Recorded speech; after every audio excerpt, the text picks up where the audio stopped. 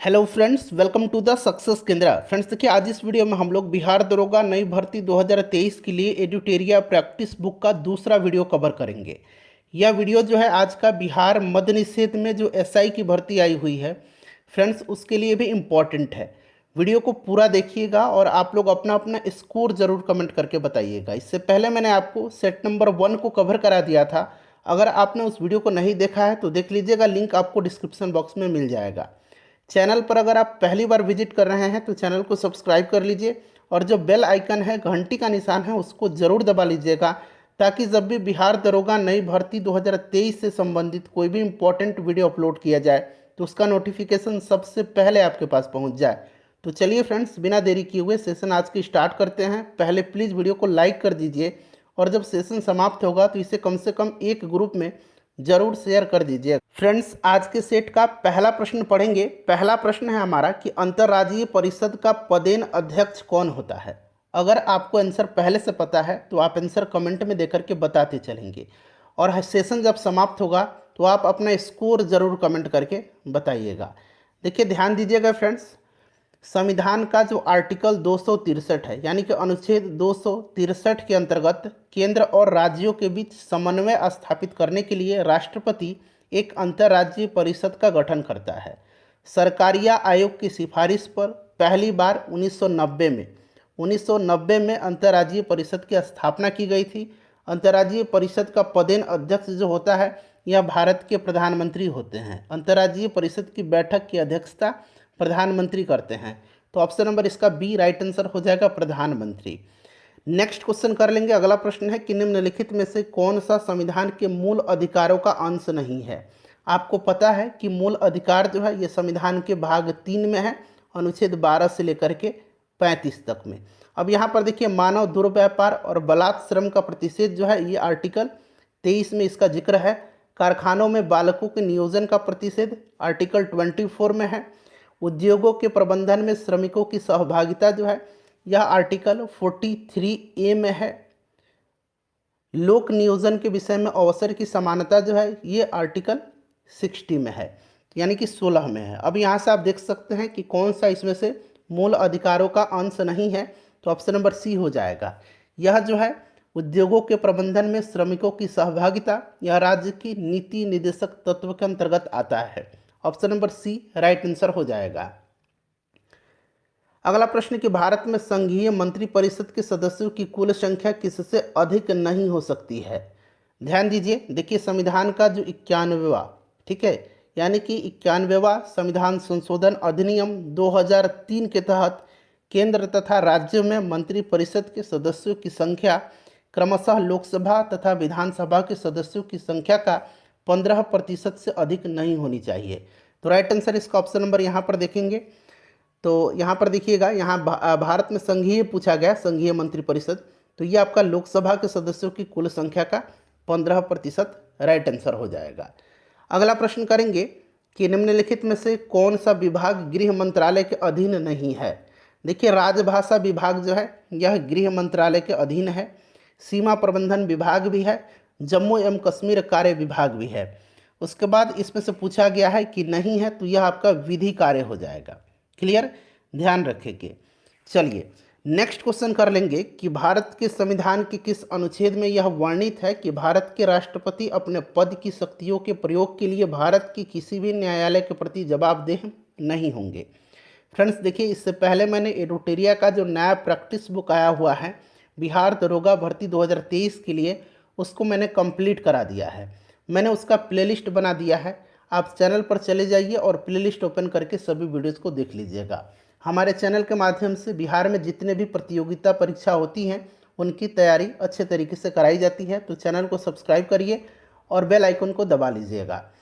देखिए, इसका जो राइट आंसर हो जाएगा ये आपका ऑप्शन नंबर सी हो जाएगा, अनुच्छेद 361। इसके तहत भारत के राष्ट्रपति अपने पद की शक्तियों के प्रयोग के लिए भारत की किसी भी न्यायालय के प्रति जवाबदेह नहीं है। आर्टिकल 71 में आपको पता है कि भारत के राष्ट्रपति के चुनाव से संबंधित इसमें मामले हैं। अनुच्छेद 143 जो है, भारत के जो राष्ट्रपति हैं, राष्ट्रपति की सर्वोच्च न्यायालय से सलाह लेने की शक्ति दी गई है। और अनुच्छेद 257 जो है इसके तहत संघ सरकार कुछ दशाओं में राज्यों पर नियंत्रण रखती हैं। ऑप्शन नंबर सी इसका राइट आंसर हो जाएगा। किस संविधान संशोधन के तहत मतदान के लिए आयु सीमा को 21 वर्ष से घटा करके 18 वर्ष कर दिया गया है? तो फ्रेंड्स यह कौन सा संविधान संशोधन अधिनियम है? तो यह 61वां संविधान संशोधन अधिनियम 1989 है। इसी के तहत जो है मतदान के लिए आयु सीमा को 21 वर्ष से घटा करके 18 वर्ष कर दी गई है। अच्छा, ये 69वां संविधान संशोधन भी महत्वपूर्ण है। इसके तहत दिल्ली को राष्ट्रीय राजधानी क्षेत्र बनाया गया और दिल्ली संघ राज्य क्षेत्र के लिए विधानसभा का उपबंध किया गया। नेक्स्ट क्वेश्चन है, अगला प्रश्न हमारा कि जिन प्रश्नों का उत्तर सदस्य तुरंत सदन में चाहता है उसे क्या कहा जाता है? तो फ्रेंड्स इसको कहा जाता है तारांकित प्रश्न। तारांकित प्रश्नों का उत्तर मौखिक रूप में दिया जाता है। नेक्स्ट क्वेश्चन है कि लोकसभा में कितनी सीटें अनुसूचित जाति और अनुसूचित जनजाति के प्रतिनिधियों के लिए आरक्षित है? अगर हम बात करें अनुसूचित जाति के लिए तो अनुसूचित जाति के लिए 84 सीट है और अनुसूचित जनजाति के लिए कितना है? तो फ्रेंड्स यह 47 है।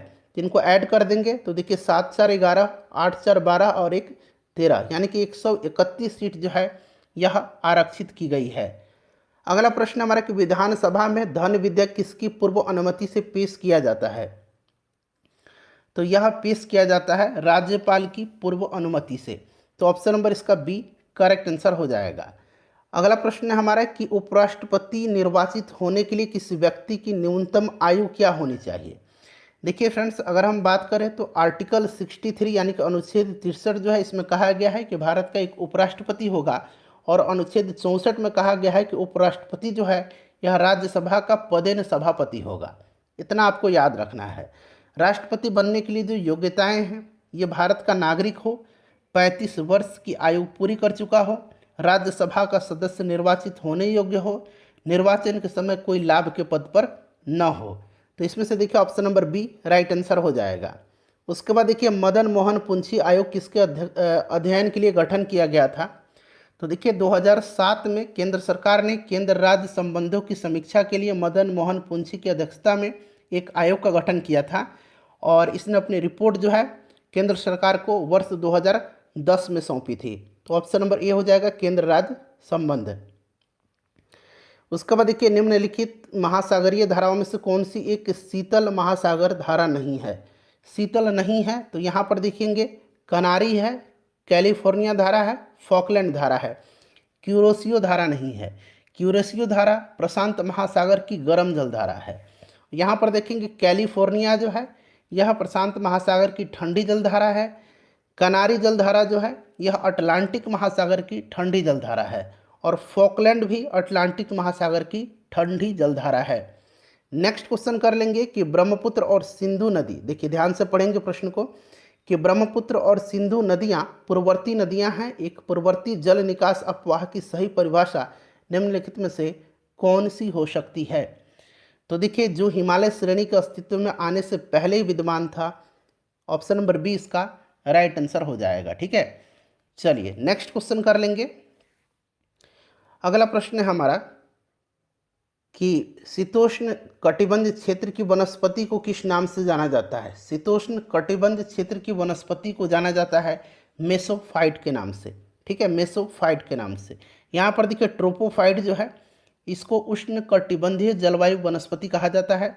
जेरोफाइट जो है यह उष्ण कटिबंधीय मरुस्थलीय क्षेत्र की वनस्पति है, उष्ण कटिबंधीय मरुस्थलीय। ठीक है, और क्रायोफाइट जो है यह टुंड्रा एवं शीत प्रधान जो क्षेत्र है उसकी वनस्पति है। अगला प्रश्न है कि निम्न में से कौन सा एक स्थलरुद्ध देश नहीं है, लैंडलॉक्ड कंट्री नहीं है? तो इसमें से देखिएगा कोलंबिया नहीं है। Option number A right answer हो जाएगा कोलंबिया। ठीक है, बाकी जितने भी हैं ये स्थलरुद्ध देश हैं।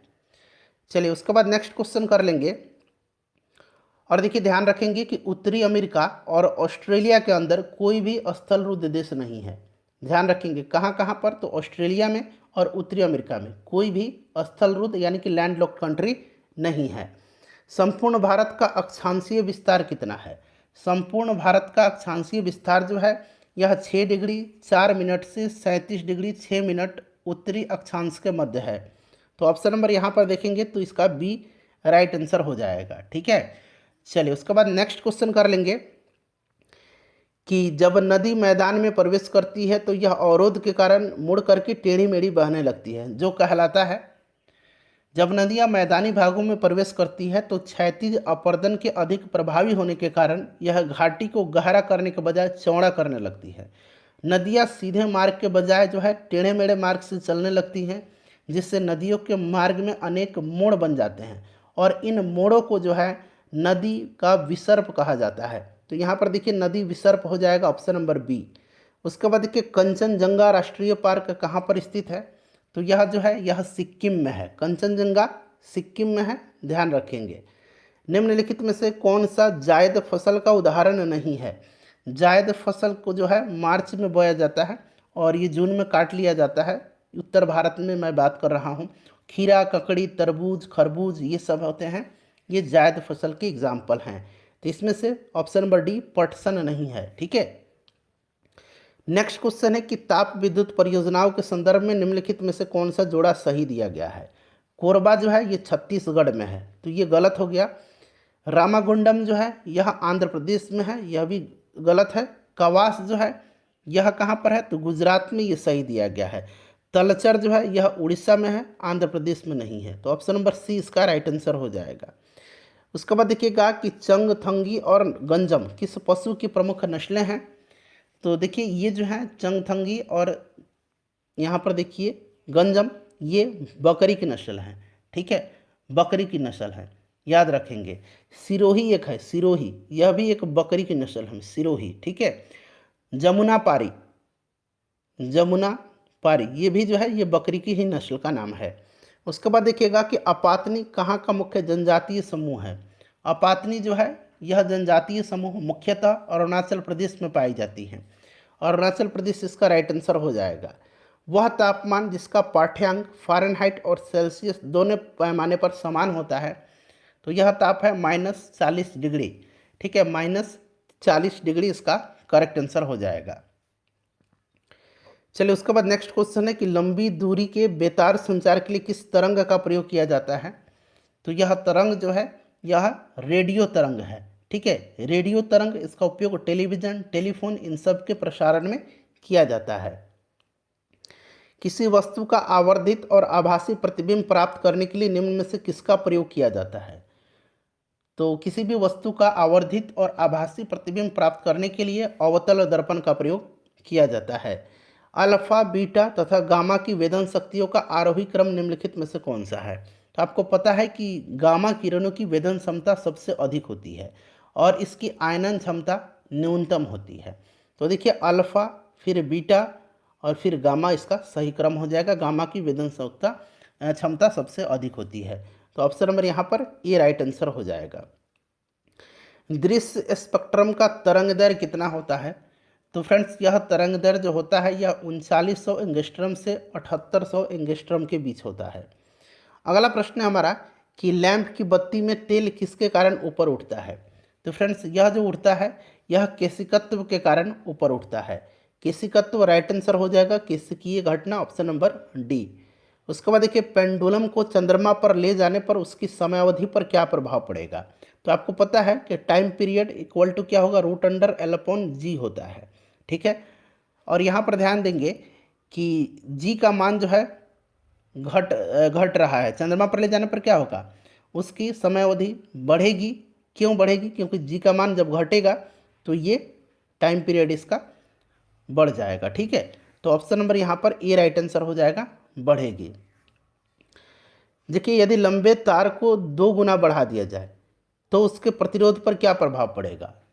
तो किसी लंबे तार को, यहाँ तांबे की तार है, लंबे नहीं तांबे की तार, माफ़ करेंगे, तांबे की तार को अगर 2 गुना बढ़ा दिया जाए तो उसका प्रतिरोध जो है 4 गुना हो जाएगा। 4 गुना इसका प्रतिरोध हो जाएगा। चलिए उसके बाद नेक्स्ट क्वेश्चन है कि निम्न में से कौन सी भौतिक राशि की इकाई वही है जो प्रतिबल का इकाई है? प्रतिबल का इकाई क्या होता है? प्रतिबल का इकाई जो होता है यह न्यूटन पर मीटर स्क्वायर होता है। और फ्रेंड्स आपको पता है कि दाब का भी इकाई क्या होता है? दाब का इकाई भी न्यूटन पर मीटर स्क्वायर होता है। तो यहाँ पर दाब हो जाएगा। अच्छा, तनाव क्या है? तो तनाव एक तरह का बल है, इसका SI मात्रक क्या होगा? तो न्यूटन होगा। ठीक है, कोणीय संवेग का SI मात्रक होता है kg मीटर स्क्वायर पर सेकंड होता है। कार्य का आपको पता है न्यूटन मीटर होता है। ठीक है, ऑप्शन नंबर डी इसका राइट आंसर हो जाएगा। किसी तत्व के परमाणु का परमाणु क्रमांक 17 है और द्रव्यमान 36 है, तो उसके न्यूक्लियस में न्यूट्रॉनों की संख्या, तो न्यूट्रॉनों की संख्या द्रव्यमान संख्या माइनस जो परमाणु क्रमांक है, कर दीजिए, राइट आंसर आ जाएगा। तो 36 में से हम 17 को घटा देंगे तो 19 राइट आंसर इसका हो जाएगा। निम्नलिखित में से कौन सा कण बच जाता है जब हाइड्रोजन परमाणु अपने इलेक्ट्रॉन को खो देते हैं, बताइए। तो करेक्ट आंसर इसका एक प्रोटॉन होगा। ठीक है, हाइड्रोजन परमाणु में एक इलेक्ट्रॉन तथा एक प्रोटॉन होता है, एक इलेक्ट्रॉन खो जाने पर क्या होगा, एक प्रोटॉन बच जाएगा। उसके बाद देखिए मुद्रणालय में, यानी कि जहाँ मुद्रा छपता है, उसमें प्रयुक्त टाइप धातु किसके एलॉय हैं। तो टाइप धातु जो है यह एलॉय किसका है, तो यह सीसा, एंटीमनी और टीन का एलॉय होता है। तो यहाँ पर देखिए सीसा और एंटीमनी दिया गया है। ठीक है, चलिए उसके बाद नेक्स्ट क्वेश्चन कर लेंगे कि सीमेंट सामान्यतः किसका मिश्रण होता है। सीमेंट जो होता है मुख्यतः कैल्शियम के सिलिकेट तथा एल्यूमिनेट यौगिकों का मिश्रण होता है। कैल्शियम का सिलिकेट और एल्यूमिनेट यौगिक। ठीक है, तो एल्यूमिनेट दिया गया, ऑप्शन नंबर यहाँ पर ए राइट आंसर हो जाएगा। निम्नलिखित में से किस एक में, अच्छा सीमेंट का खोज किसने किया था, तो जोसेफ स्पीडन ने किया था। जोसेफ स्पीडन ने जो है इसका खोज किया था सीमेंट का, याद रखिएगा। निम्नलिखित में से किस एक में विशिष्ट ऊष्मा का मान सर्वाधिक होता है। विशिष्ट ऊष्मा का मान विकल्प जो दिया गया है उसमें सर्वाधिक जो होगा वो आपका जल का होगा। जल का विशिष्ट ऊष्मा का मान सर्वाधिक होता है। ठीक है, जल की विशिष्ट ऊष्मा जो होती है 4.186 जूल ग्राम होती है पर ग्राम। ठीक है, एल्कोहल एवं जल के मिश्रण से जल को अलग किया जा सकता है। तो एल्कोहल और जल के मिश्रण से जल को जो है आसवन विधि के द्वारा अलग किया जा सकता है। आसवन हो जाएगा, सुक्रोज के जल अपघटन से बनता है। सुक्रोज के जल अपघटन से क्या बनेगा, तो फ्रेंड्स ये बनेगा ग्लूकोज और फ्रुक्टोज। ठीक है, सुक्रोज इन्वर्टेज एंजाइम की उपस्थिति में जल अपघटन के द्वारा ग्लूकोज और फ्रुक्टोज में बदल जाता है। क्लियर, चलिए तो ऑप्शन नंबर इसका बी राइट आंसर हो जाएगा। नेक्स्ट क्वेश्चन है कि पेट्रोलियम में लगी आग के लिए किस प्रकार की अग्निशामन का प्रयोग किया जाता है। तो पेट्रोल से जो आग लगती है उसको बुझाने के लिए फोम प्रकार का अग्निशामक का प्रयोग किया जाता है। फोम प्रकार राइट आंसर हो जाएगा। उसके बाद देखिए यहाँ मिलान करना है। कॉपर सल्फेट, तो ये होता है फंगस नाशी। पेनिसिलिन क्या है, तो यह प्रतिजैविक है। यूरिया क्या है, तो उर्वरक है। और यहाँ पर देखिए मैलेथाइन जो है यह क्या है, तो यह एक कीटनाशक है। तो ऑप्शन ए हो जाएगा 3 4 1 2, इसका ऑप्शन ए करेक्ट आंसर। मनुष्य के जीव के किस क्षेत्र तक कड़वाहट की संवेदना सीमित रहती है। देखिए मनुष्य के जीव के पिछले यानी कि पश्च भाग में कड़वाहट की संवेदना होती है, जबकि आगे वाला भाग है अग्र भाग में मीठा, पार्श्व यानी कि किनारे पर खट्टे, अग्र छोर जो होता है और किनारे पर नमकीन की स्वाद की संवेदना होती है। तो यहाँ पर पिछला भाग हो जाएगा। यूरिया किस में संश्लेषित होता है, यूरिया जो है यह संश्लेषित होता है लिवर में यानी कि यकृत में। ठीक है, उस विटामिन का नाम बताइए जो किसी मांसाहारी भोजन में नहीं मिलता है। तो मांसाहारी भोजन में जो है विटामिन सी नहीं मिलता है, विटामिन सी नहीं मिलता है। ठीक है, याद रखेंगे।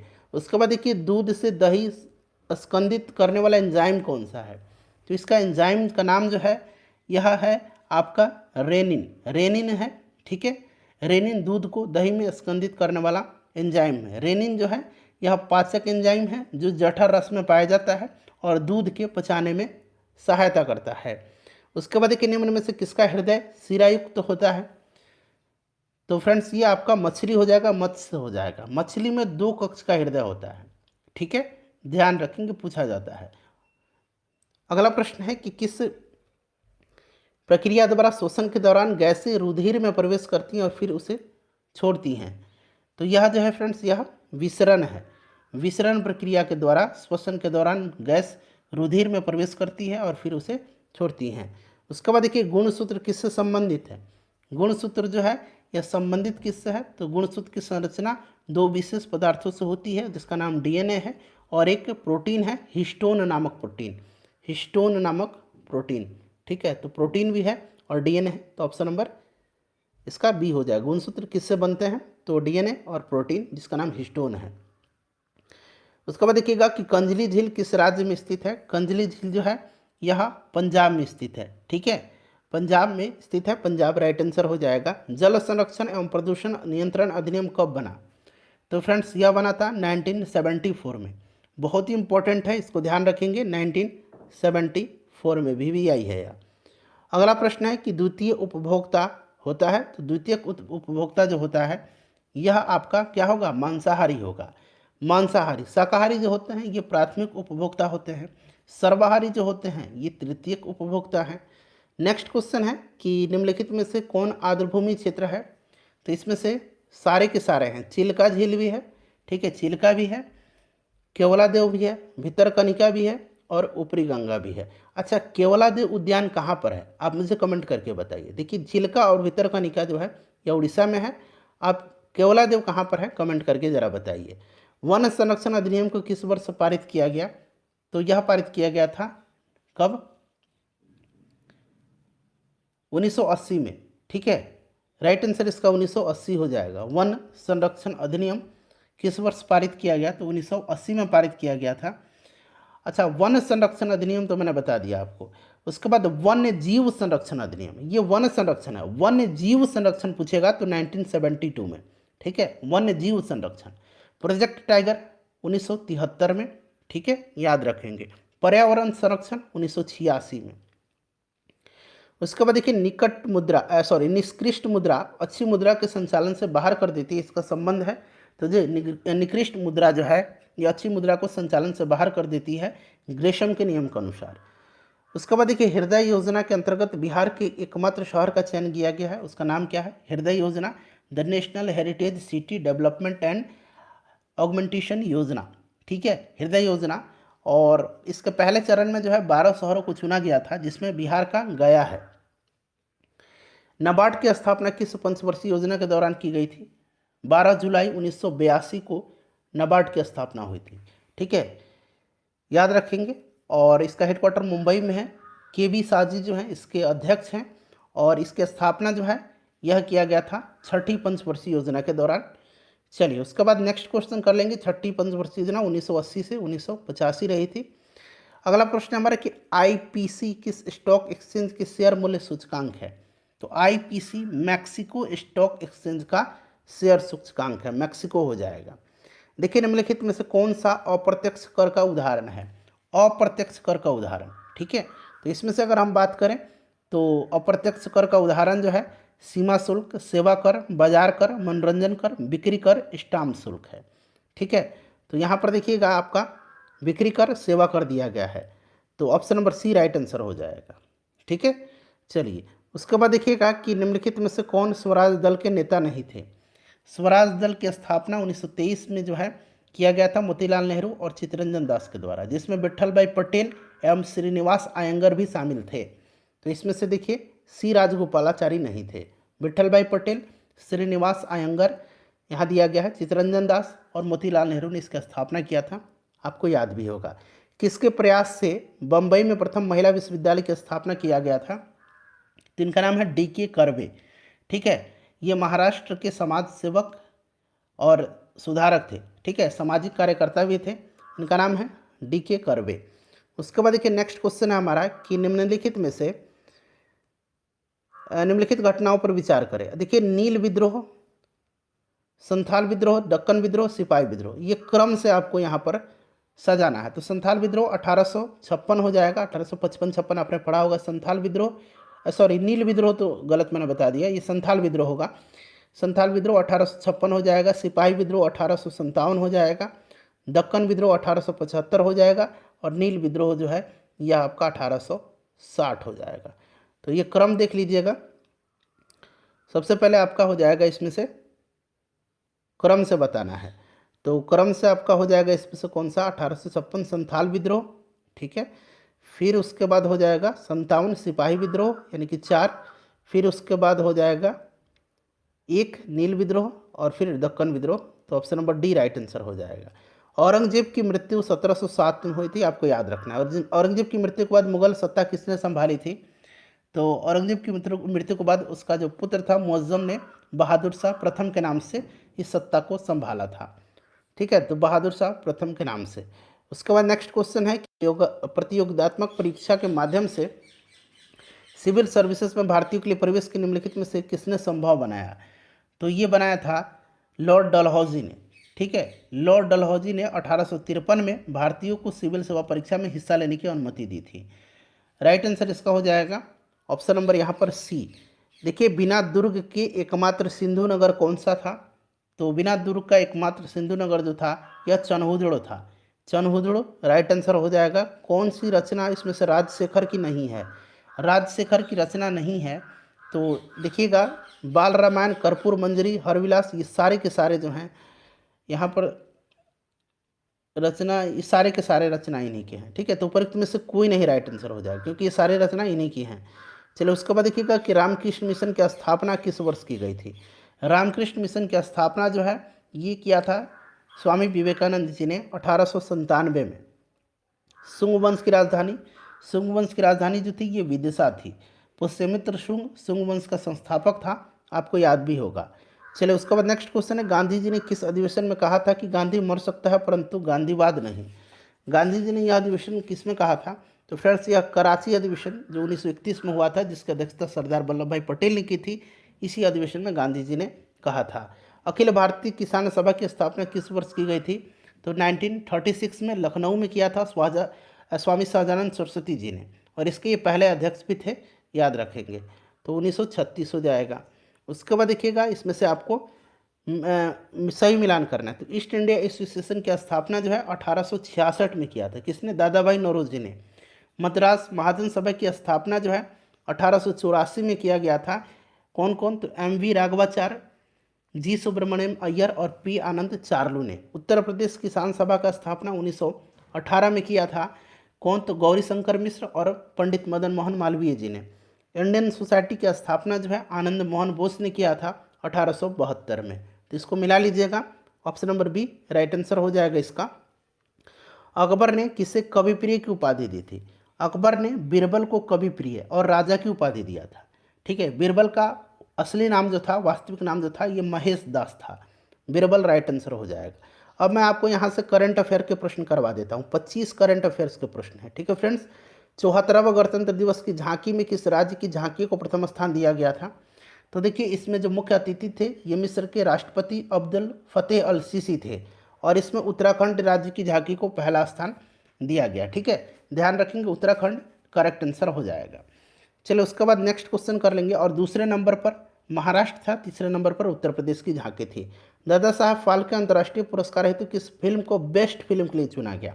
देखिए, बेस्ट फिल्म के लिए चुना गया है द कश्मीर फाइल्स को। ठीक है, जबकि फिल्म ऑफ द ईयर का खिताब आरआर को दिया गया। फिल्म ऑफ द ईयर का खिताब पूछेगा कि दादा साहब फाल्के अंतर्राष्ट्रीय पुरस्कार में फिल्म ऑफ द ईयर का खिताब किसको दिया गया? तो आरआर को, और बेस्ट फिल्म का द कश्मीर फाइल्स को। भारतीय वायुसेना के नए उप प्रमुख कौन बने हैं?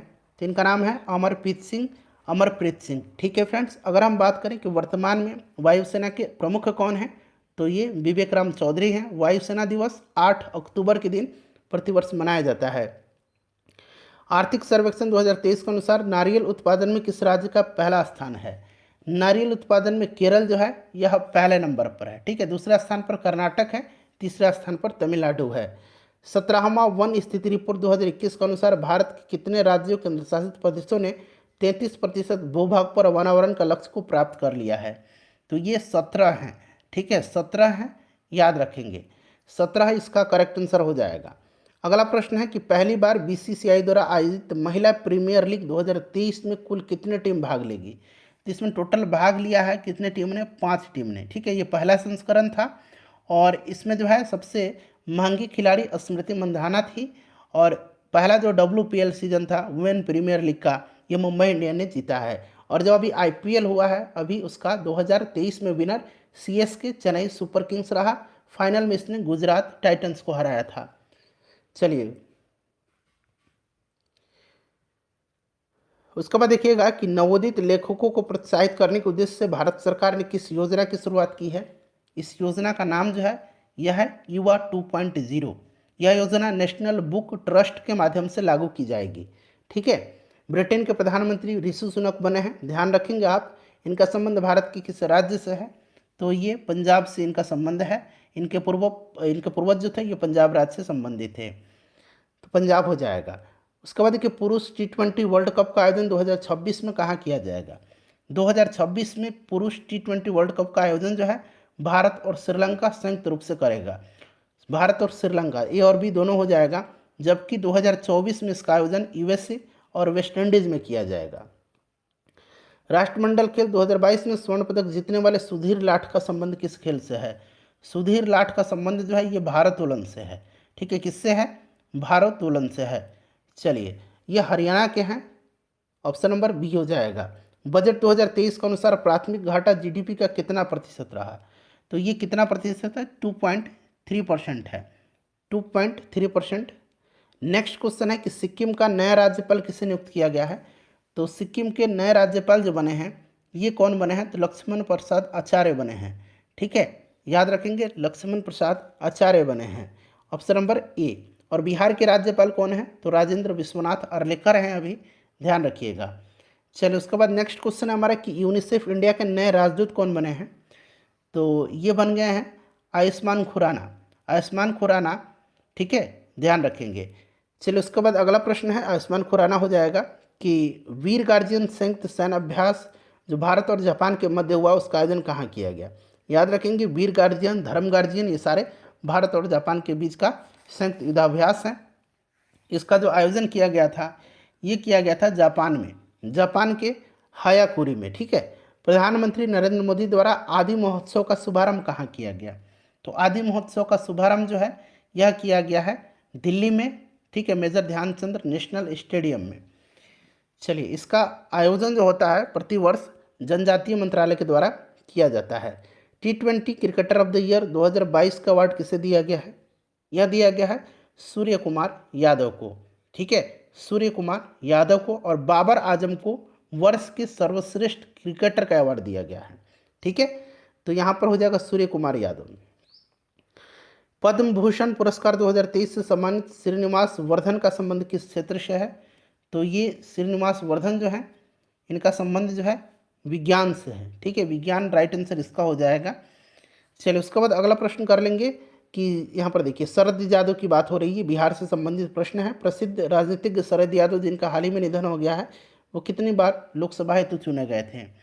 तो फ्रेंड्स, ये 7 बार चुने गए थे लोकसभा के लिए और 3 बार राज्यसभा के लिए। अगला प्रश्न है कि दुनिया का सबसे लंबा रिवर क्रूज MV गंगा विलास ने कितने दिनों की यात्रा पूरी की। तो इसने 51 दिन का जो है यात्रा पूरा किया है। 51 दिन राइट आंसर होगा। भारत सरकार ने किस देश से 12 चीते लाने हेतु समझौता किया है। तो दक्षिण अफ्रीका से। ठीक है, दक्षिण अफ्रीका से, option number C right answer हो जाएगा। पुस्तक The Magic of the Last Story के लेखक कौन है। तो इसको लिखा है The Magic of the Last Story Sudha Murthy ने। सुधा मूर्ति करेक्ट आंसर हो जाएगा। उसके बाद देखिए प्रतिवर्ष समर्पण दिवस मनाया जाता है। तो समर्पण दिवस जो है यह पंडित दीनदयाल उपाध्याय जी के जन्म दिवस का अवसर पर मनाया जाता है प्रत्येक वर्ष 11 फरवरी के दिन। याद रखिएगा, किसके जयंती पर, किसके जन्मदिन के अवसर पर, तो पंडित दीनदयाल उपाध्याय जी के जन्म दिवस के अवसर पर। उसके बाद देखिए शहाबुद्दीन चप्पू को किस देश का नया राष्ट्रपति बनाया गया है। तो शहाबुद्दीन चप्पू जो है ये बांग्लादेश के नए राष्ट्रपति बने हैं। ठीक है, बांग्लादेश इसका राइट आंसर हो जाएगा। फ्रेंड्स, 95 प्रश्न हम लोगों ने कवर किया है मैथ रीजनिंग को छोड़ करके। तो वीडियो को लाइक करिएगा, अपने स्कोर बता दीजिए और वीडियो को शेयर कर